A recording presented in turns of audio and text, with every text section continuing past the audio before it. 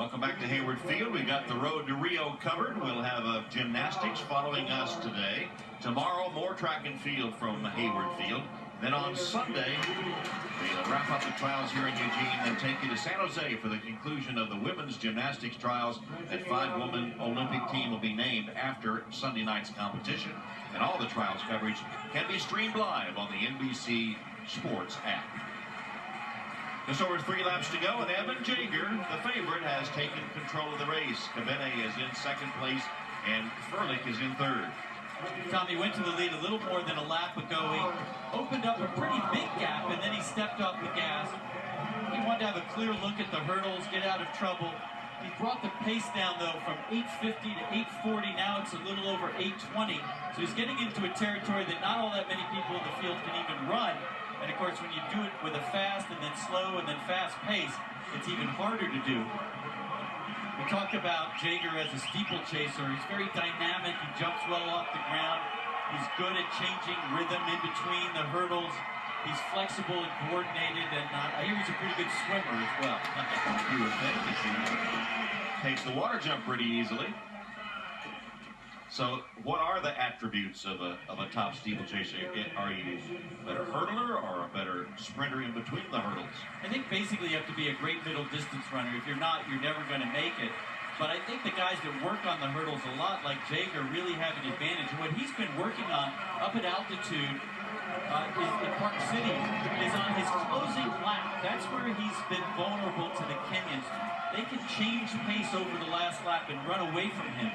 So he's actually been doing sprinting over the hurdle, top speed sprinting all out over the hurdles, because that's what he's going to need to have to do when he gets to Rio if he wants to be in the medals or win the race.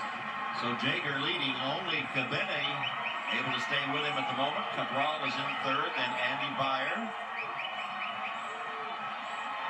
Hillary Bohr, Mason Furlick now has dropped back. Water jump. This is shaping up to be a vicious run for that third spot between Cabral on the inside and Bear on the outside. Bear, a former 1,500-meter runner who's moved up to the steeplechase, trains with Evan Jager. Interesting story, his 16-year-old cousin, Cassidy Bear, was in the Olympic swimming trials, third in the 200-meter butterfly there.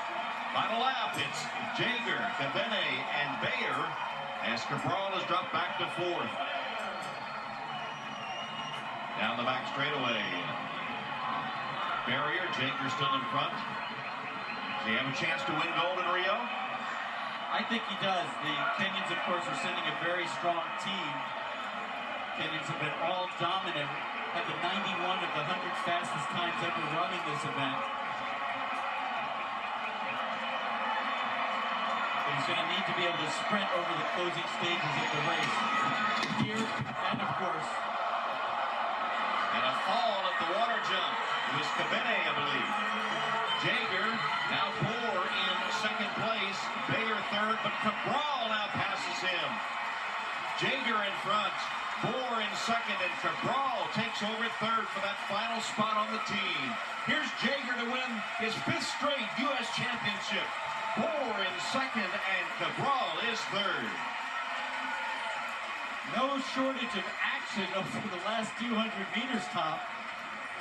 No drama up front for Evan Jager, but all kinds of carnage behind him. Got very crowded over that last water jump. Jager got over. Hillary Bohr, okay as he came over, but Stanley Kabani, down he goes. Cabral almost went down himself, and I wonder if that gave him a shot of adrenaline, because when they got to the home stretch, Cabral was able to pull it back together, get past Andy Bear, and get that third qualifying position. Hillary Bohr in second, runs for the U.S. Army. So another championship for Evan Jager. 8:22.48 with Bohr second and Cabral third. That is your U.S. team for the men's 3,000-meter steeplechase in Rio. Still a lot more to come when we return to the Olympic trials in Eugene.